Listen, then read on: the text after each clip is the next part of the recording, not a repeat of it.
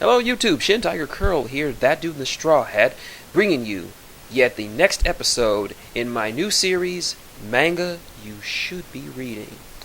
It's where I tell you about little known or underappreciated manga for you manga readers out there that you really should give a try, as a way outside of the standard norm of what people consider reading manga. Before I start, I want to give a little backstory, like always. It was a couple of years ago, I remember it vividly. I was looking for a new manga to get into, preferably something dealing with high school or having some nice little fights in between of it. It was around this time that Naruto was still going strong until it jumped the shark. Bleach was chugging along at the snail's pace that Tite Kubo had prescribed for it, and One Piece was being One Piece. I had seen quite a few fighting mangas that caught my eye, but there was one that I decided to give a chance, called Worst. Why would someone call their own manga Worst? Little did I realize that this manga would go on to become one of my all-time favorites, right up there with One Piece. This is the world of Worst CROWS. Yes, I know I just said Worst as the title of the manga, but I'll get to that reasoning beforehand. I'll get to that reasoning later. Worst and CROWS were created by mangaka Takeshi Hiroshi, who also created another series that I might get into later on called QP, which kind of takes place in the same universe. And what kind of universe is this? Well, the story takes place in the fictional town of Toraishi in Japan. It is home to perhaps the most infamous school in all of Japan, Suzerain All-Boys High School. This place is often called the School of Crows because it is populated by nothing but knuckleheads, dropouts, and delinquents. If you were ever kicked out of a high school, Suzerain was the last stop for you if you were delinquent. Many come here for that purpose, but most come here because they want to be here to test themselves, because at Suzerain, strength matters. Didn't matter how much money you had or who you knew outside of the school. If you couldn't handle yourself in a fight, and if no one recognized your strength, you were shit. Now, the school was known for having some pretty strong students over the years, but no one had ever stood atop the school. Sure, there were many factions over the years who had claimed dominance over the school, but no one man was ever called the absolute boss. And that's where our protagonist comes in, Hana Tsukishima, an unsuspecting high school student who just transferred to Suzerain for his freshman year. He comes from a place where cell phone signals and Wi-Fi don't reach. The nearest neighbor was literally a mountain away, and it took you 3 hours to cut through a massive jungle just to get to school. Hana's main goal? Simple. He wants to do what no one else could. He wanted to stand atop this school of idiots and morons as its first absolute boss. And you know, I think he just might do it. But Suzerain is not the only school that you should take notice of in this small town. There are many other schools and factions within this city, one of which is Hosen Academy. Like Suzerain, it is an all-boys school, but unlike Suzerain, it is quite a different world. Unlike in Suzerain, all the students are forced to wear uniforms and to shave their heads, thus giving them their nickname of the Baldy Army. Only the officers within the Killer Corps are allowed to grow their hair, as well as the leader. That's right, I said leader. Unlike Suzerain, Hoshin has a militaristic structure with a defined leader and command structure with several underlining officers. The leaders of Hoshin often leave their mark on the school by having their siblings come in and take over, often creating dynasties to command over Hoshin for entire generations, like the Beto brothers or the Moonlight brothers of the current era. Just east of that town lies the Kuraki Alliance, not a school per se, but like the name says, it is a small, loose confederation of smaller schools, not as powerful as Suzerain or Hoshin, but they decided to band together and for strength for numbers. Originally created from the alliance of two schools, Kurosaki Industrial and Takeshi High School, led by a charismatic fighter known as Bulldog. In the southern, I believe in the northern part of the town, lies the Front of Armament, a biker gang that houses itself inside of an abandoned scrapyard. The Front of Armament is a typical biker gang, but they don't prescribe to using drugs or doing nefarious deeds. More just a collection of guys who share a similar interest in bikes and the freedom in which they entail. The command structure of the Front of the Armament is simple. It is led by a chapter president or head, a vice head, and several officers who typically join up around the same time as the head. Each successive generation is marked by the reign of a successive head.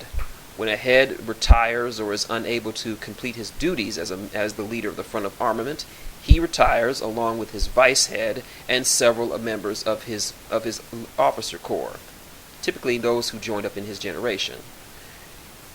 As for succession, he often chooses his own successor, or if he doesn't even choose a successor, the members of the current generation will often select a new head to replace the old one. So far as worst goes, there have been 6 successive generations of the Front of Armament. A 7th, and by the time you read the manga proper, but I won't spoil that much.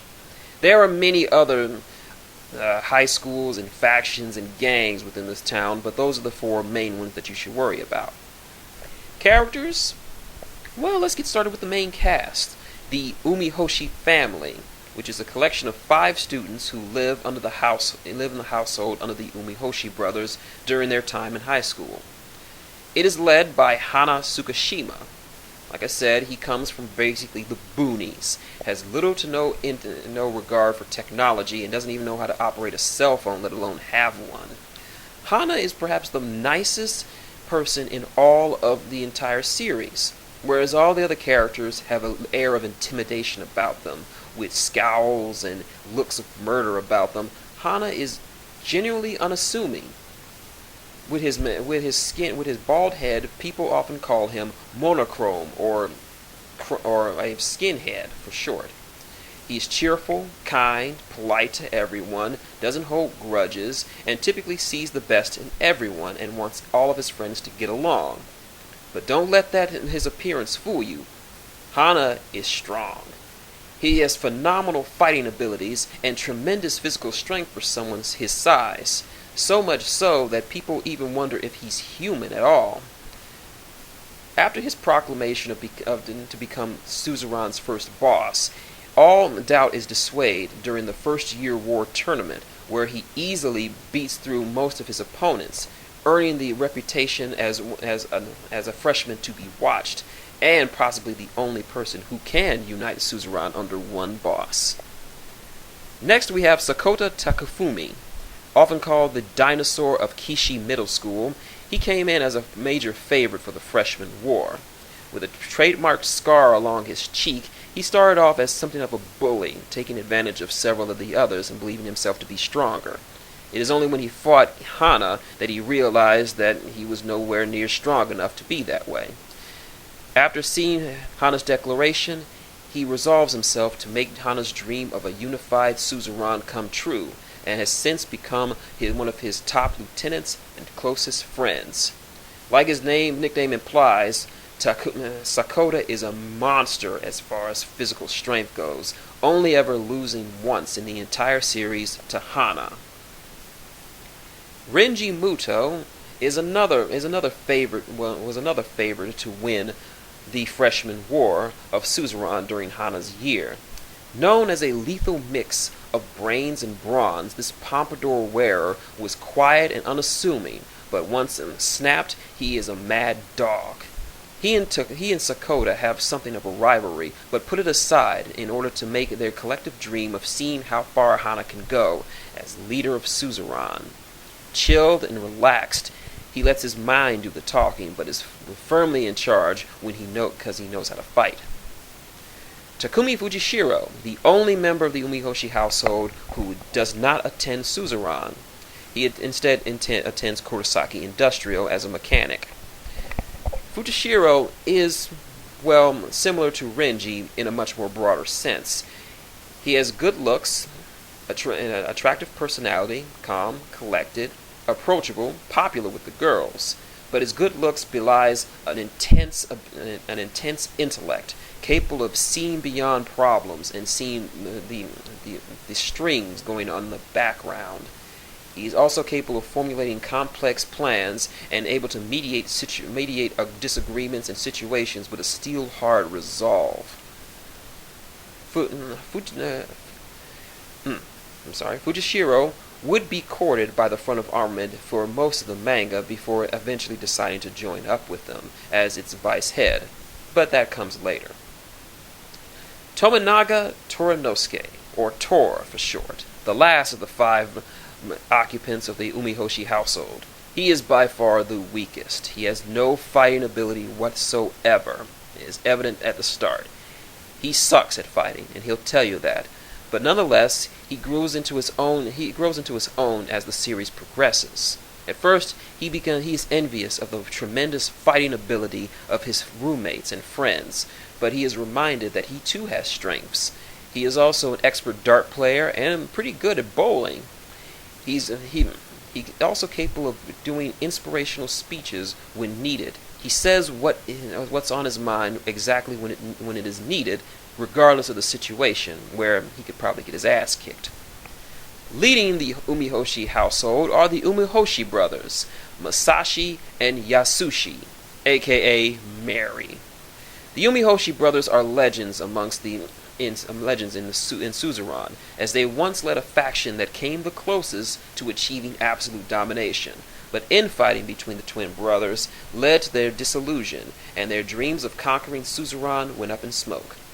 Nowadays, the two run a boarding house where they host students going to school at the city. Masashi is, well, if you didn't know who he was, you would kindly mistake him as a yakuza. He is extremely intimidating with his dark glasses and wide-bodied frame. He loves Robert De Niro, so much so that he has a pet bulldog named De Niro, which people commonly mispronounce as De Niro, as one word.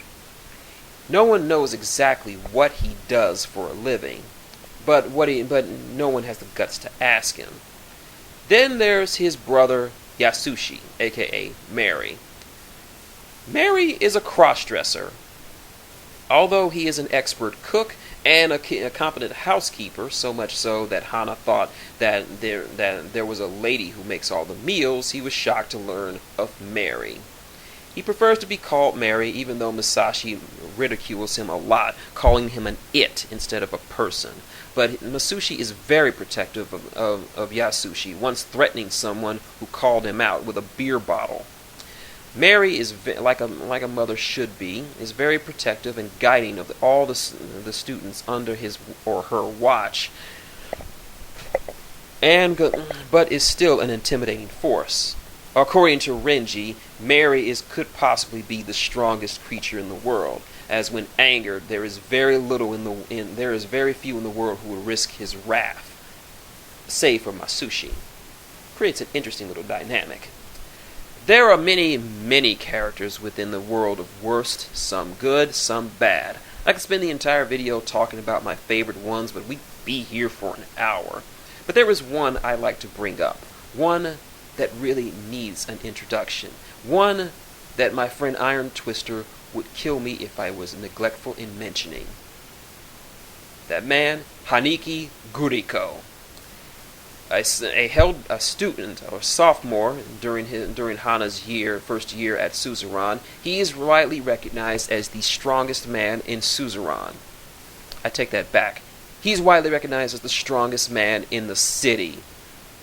He is known as he is a terrific fighter, known for his incredible skill and ferocious temper. When angered, this guy becomes a demon on earth, attacking anyone and everyone around them with such ferocity that you think the devil himself broke free of hell and paid you a visit personally. But even despite his ferocious fighting prowess, Guriko is very laid back, preferring to sit down and relax, and only getting angered when someone annoys him or fucks with him for some reason. What else he isn't good at? What else is he good at? Well, he is a womanizer, an unabashed, completely unapologetic womanizer. So much so that he actually has 8 girlfriends.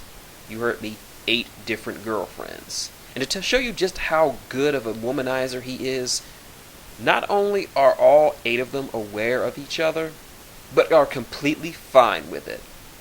Kuriko is a source of comedy, as he is often seen running about, going from one girlfriend to the next, going to the clinics to check out with various venereal diseases he picks up from his nights of rampant fucking. But he is generally a chill dude, and very wise beyond his years, and something of a slacker almost. He is certainly enjoyable to watch, and enjoyable to have around. The artwork for Worst is very simplistic, nothing tremendously over the top.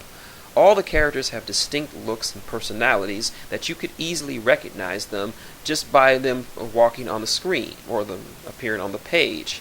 You can easily tell who's who and what they're all about just by looking at them. Many of them have scars and various tattoos on their person to show that these guys are hardcore. There's also a certain beauty about it. There's a simplicity about it that I really enjoy. And also, just to warn you, there are no women in this manga. Let me repeat.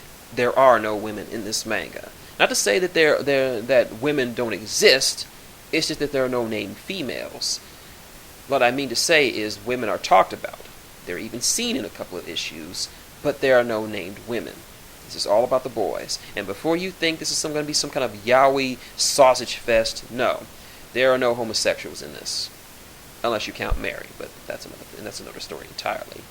The fights in this series are simplistic, but incredibly brutal. There are no over-the-top special moves or techniques. No one moves faster than the eye can see. No one does some insane bit of shonen-esque strength pulling or martial art abilities. There's no ki, there's no ghosts, aliens, or anything else that you probably see in similar manga. Nope. These are just teenage boys with teenage boy strength. Their fights are simplistic with just basic punches, kicks, throws, and other things that you might see in a real fight. But that was so refreshing about Worst. The fights are so simplistic when compared to all other fighting manga that it feels refreshing in a way. It's a palate cleanser. You look forward to all the fights. In fact, there were a few times that I really wished I could join in on those fights because they're so enthusiastic. But also, even though these guys are delinquents, there's a certain code of honor. There's an ordered system of checks and balances, of things that you should do and things that you should not do, about honor, about loyalty among brothers, and about what you should do to honor the loyalty that you have with your brothers in arms. And it also changes the characters in and of themselves. There were times when there were a lot of characters that I hated, that I didn't want to see go around. I'm looking at you, Hisashi Amachi. I won't spoil anything about him. Just know that he's kind of a piece of shit. But there are things in this manga that show that there's more to these characters than just being delinquents. These guys do not go out trying to kill each other. They value the lives of each other. They fight because they're bored. They don't try to kill each other outright. Sure, some of them use weapons such as box cutters and bats and pipes and whatever, but they don't out and out kill each other. Unlike the gang warfare that we have here in the States, in this series, everyone just takes their licks and recovers from them. They may lose a couple of days healing up and may be late for their own jobs. Yes, a lot of them do have 9-to-5 jobs to pay for their money. But there is hostility, but no inert deadliness, which makes the fights meaningful. Meaning that I could beat your ass this day, but you can go on to live another day where we can fight again. In fact, many characters have repeated fights with each other and simply go about their business. It's an incredible story, and the fights have weight to them. When you see the blood being spilled, oozing from their noses or from their mouths, and you see them lose teeth, you see scars, you can feel the pain and the weight. You can feel the exhaustion and the ache of their bodies as they struggle to get to their feet, to fight on, to do that last desperate gasp, as to not look like a complete chump. And you can feel the struggle of loss with them. And you feel there's that camaraderie comes through. Like when one of your friends is attacked, you just want to go out, find the bastards who did it, and give them much of the same. But yeah, that's my overall feeling about the fights in this manga. They're very grounded, very real, and very brutal. And for that reason, they're some of the best fight scenes I have ever had the pleasure of witnessing. The world of Worst CROWS is very contained but broad. Everything, even though these things feel silly to a grown-up, to these kids, they feel the feeling of all of these events going on. The slightest little events that can set off entire feuds can come off as seeming like the biggest thing ever. And it's important to them, so it becomes important to you. Now, I can't talk about Worst without talking about CROWS. CROWS is the prequel series, taking place 3 years before the events of Worst. And, of course, the protagonist is Booya Harumichi. What can you say about Booya Harumichi? The guy is one of a kind. A guy with flamboyant hair, a nice Leatherman's jacket, and a lone wolf-esque personality. He loves a good scrap. He is confident in his own strength, but not so much of a braggart. He is one of the strongest men to ever come around Suzerain, but doesn't seek leadership. He truly could have been the first boss of Suzerain, but chose not to, simply because he believes he's not the type of person who should lead others, although people flock to him because of his overwhelming strength. His strength is such that he is spoken of as a whispered legend in Worst, as a mythological figure who did incredibly impossible things. Booya Harumichi is a man of the widest caliber.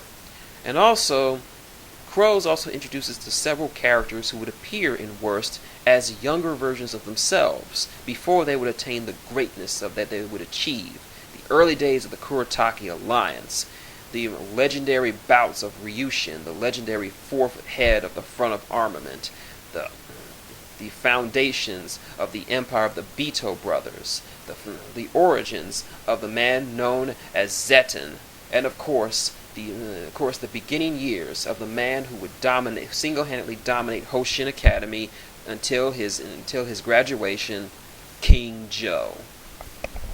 Overall, the artwork is the same because of the same dude. The fights are just as brutal, just as realistic, and just as meaningful as they were before.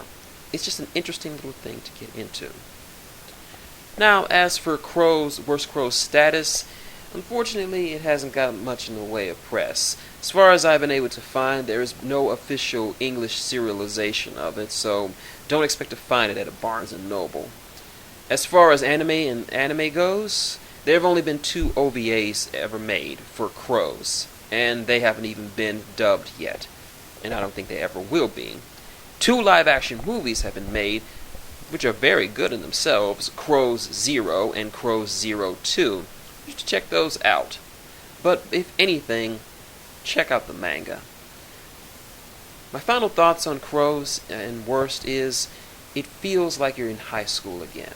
Those heady days of going to school, skipping class, seeing your classmates, getting into trouble, seeing who's in trouble, seeing things that you would never think you would see again.